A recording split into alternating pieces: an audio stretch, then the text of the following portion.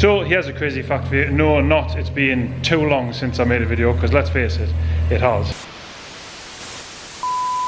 All the time that we've had this place, all the time that I've had a dyno, I've never tuned my own car. I mean, we've tuned tons and tons of cars on this dyno. There's loads of people going around in much faster, smoother, better cars. However, me myself, I haven't done it. So today is going to be the first time I tune one of my own cars. Now the Lupo was going great, but I had to take out the 550 injectors and put that into another car. Customers come first and all that. I was stuck on a mapping job and I had to have bigger injectors, so I did a deal where I give the 550 injectors away. So I haven't had injectors for ages, but we don't do 550s anymore, so I went for Bosch 610s. So I put them injectors in there now, and I'm going to have to sort of recalibrate the fueling for it. I might even push the tuning a little bit further, because I only run this at a bar or a boost, and to be honest it feels plenty, but there's loads left in the tank there. I mean, it's running a KO4 and an 18T, so there's easy more power there. But I'm not going to push it too far, so I'll probably just keep it nice and tame still. I like the boost response to be nice and linear, nice and smooth, because it just means that having such a small chassis, I can get out of corners really fast, and then peak torque up somewhere around 4,000 RPM, which means that I get a nice big broad torque spread from the KO4. It's not being pushed, no horrible intake temps. But yeah, let's get it strapped up. I'll get it smoke tested. Let's get on.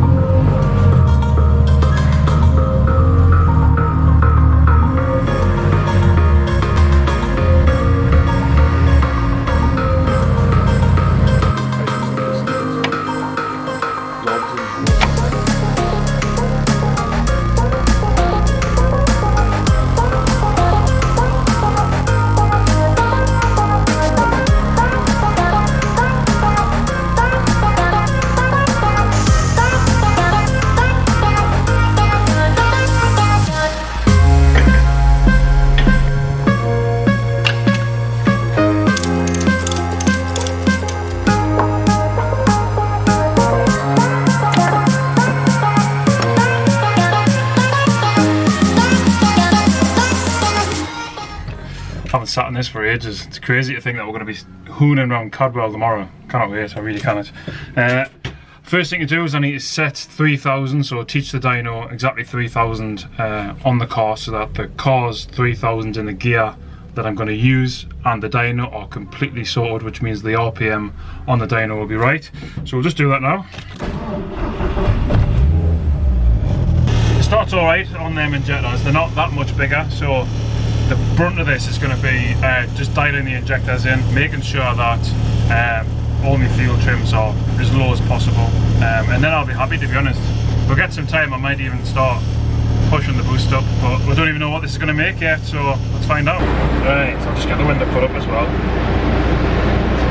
It's been quite noisy on the dyno, and it's obviously takes a lot of concentration, so if I don't answer phones and stuff, you know why. So we're up to temperature now, and all I've done is modify my dead times, reset my lambda adaptations, and I've got a short-term fuel trim of small. That's with a long-term fuel trim of -5. Now I'm expecting that obviously because these injectors are bigger, so therefore they injecting more fuel, these use having to pull it out of the standard table. So now I'm up to temperature, I'm just going to have to smash through this full fueling table, do all the adaptations and get it as close as I can. Let's go for it. It's getting a bit warm in here actually, so I'm going to get rid of my Badger 5 gym top. I do like it though.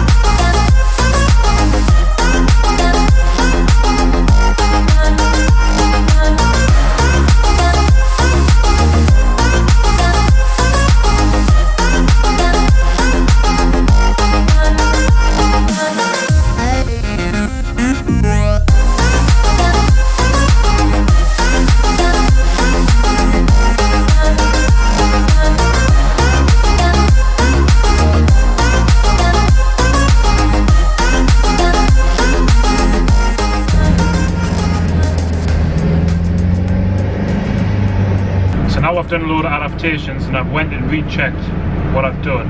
I found that my adaptations now are really small, which is exactly what I want. Now I can go back into the VE table and you can see that it's all quite smooth, but there is some steps. Now obviously that's not going to happen in real life. And yes, there's going to be parts of the table I can't get to, but if I just apply a little bit of interpolation, sort of horizontal and vertical, just to make me VE table nice and smooth, then I'll be getting somewhere closer faster. So sometimes obviously you've just got to do it manually, it's as simple as that. And I end up now with a VE table which is pretty smooth in most of the areas that I want to, and I'm quite happy that my fueling is alright, so much so that I can now look at straight away probably doing a power run. Now bearing in mind this car was doing a bar of boost on a road map that I did a long time ago. Who knows what it's like? Let's find out.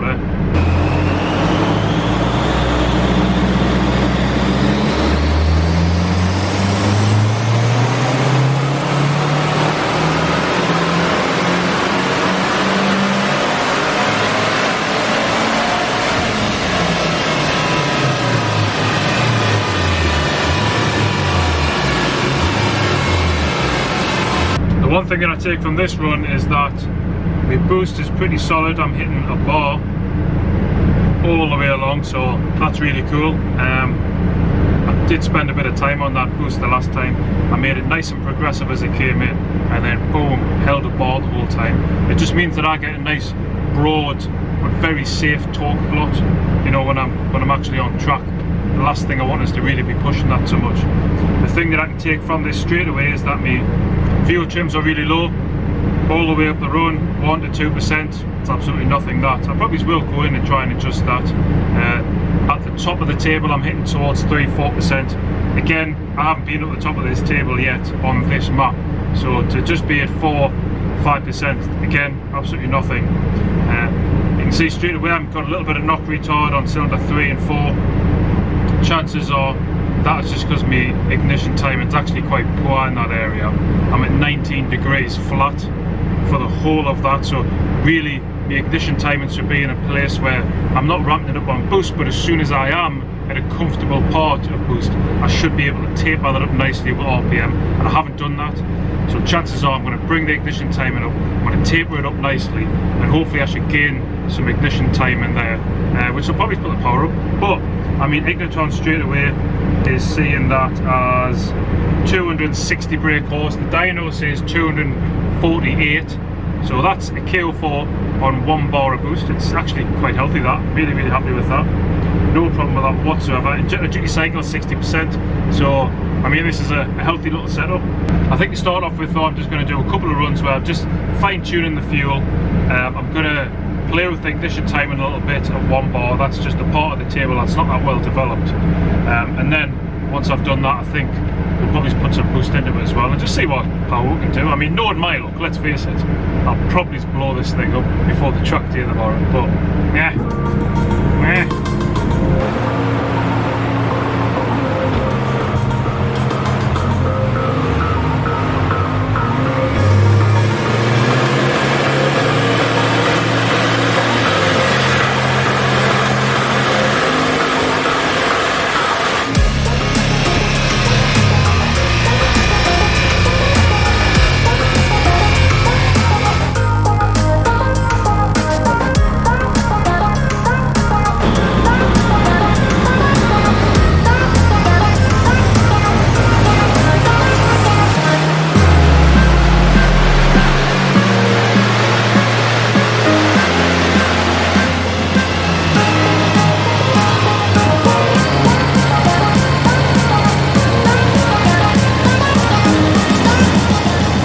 After that run, the ECU still saying 260 brake horse. Ignition timing nice and clean now. I didn't really push that, but the table was looking a bit funny, so really happy I did that. The dyno registers that it gives a couple of brakes, so it's now 250 point something. Looking really good there. I'm really happy with that. So that's 250 brake, KO4 18T as it is there now. Pretty cool. I would happily run that on track now, because in the past I've run that and it's always felt, you know, as per the bum dyno, I thought I had about 230 brake-ish. So to have 250 at 1 bar means it's pretty good. I'm really happy with it. I'm in two minds whether I should turn the boost up or not. I'm not really going to use it on track, but should I do it? Sod it. Let's turn the boost up.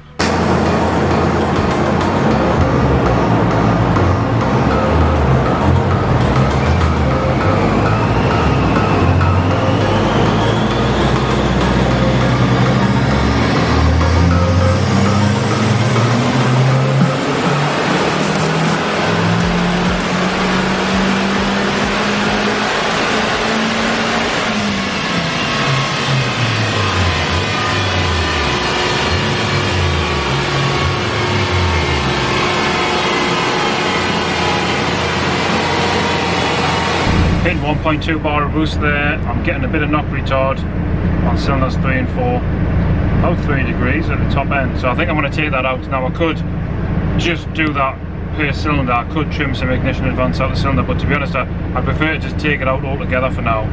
I can't see that couple of degrees causing me any problems, and I'd rather that was just out. I can maybe think about optimising timing for the given boost level that I set a little bit later on. Yeah, that was actually trimming it back down to the 15, 16 degree sort of level. So I think I'll just do that, making 262 brake horsepower.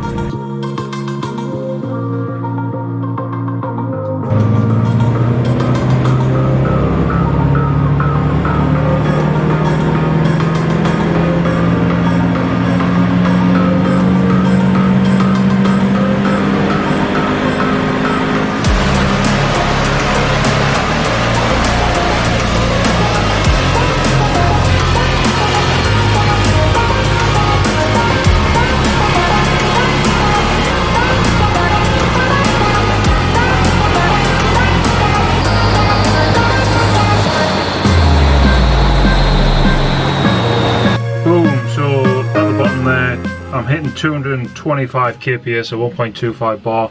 Ignitron's kicking out 280 brake.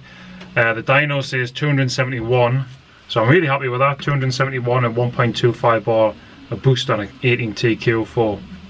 It's pretty good, that's healthy. Ignition timing, I'm running quite a bit of ignition time in there. As I'm getting settled into boost, tapering it up nicely. I end up right up at like sort of 17 degrees ignition advance. Obviously tiny little bit of knock retard there. I'm going to leave that in, to be honest. That's nothing. Look absolutely sweet. At the end obviously there's a little downward blip, but it's nothing that, to be honest. Quite happy that there's a bit of fuel there. I could actually gain some more power on this one just by leaning the fueling out. I've got target lambda at 0.8. I could knock that up to like 0.83, 0.84, no problem, and it would still be really safe, and I'd probably gain a little bit of power, but to be honest I like to run it at 0.8 on track. It just sort of makes sense for me that I keep this like really safe, not pressurise it at all. Intake temps for that 30 degrees, top of the run 34 degrees. To be honest, they haven't been below like 28 today. It's quite a really warm muggy day, so I'm really happy about that. Everything looks absolutely sweet. Now sitting at 271 brake horsepower, 260 foot-pounds of torque. Again, I could play with the torque a little bit, but I'm really happy that I've got that nice, broad, fat chunk, 260 foot-pounds. I mean, in this car, it makes all the difference, it really does. And what I've done is I've just pushed that a little bit further up, so peak torque happens further up the RPM range, where I can really use it, because we're going to Cadwell, obviously, and coming out of all the corners at Cadwell with full torque would be like a nightmare in a small chassis like this. So I really want to taper that boost in, taper the torque in, and then give us a nice big window so that when I do get to put my foot down, I can really put my foot down, no problem whatsoever. And I think I've achieved that today, so I think I'm going to leave it there. I'm going to go back into the map and put my target boost pressure back down to 1.25 bar. I'm going to probably do another few runs just to make sure that it's alright, but I think that's it, job done. We're going to Cadwell with 271 brake, 260 foot-pounds of torque, and hopefully that'll be enough to keep up with Sam and Dorian. We're both on hybrid turbos, I think, so oh god, who knows. Maybe I'll save a bit on the weight, maybe a Bit of driver skill coming there. Not from my half anyway. Anyway, thanks very much for watching that. The Lupo is looking really cool. Cadwell tomorrow. I'm going to be filming it, so I'll make a video for that. Thanks very much for watching. I hope you enjoyed that little look into Ignitron tuning on the dyno. I mean, it's the first time I've tuned the Ignitron. Oh, there's professional Michael just tipped up there. Oi, oi, Michael. Anyway, thanks for watching. See you in the next one.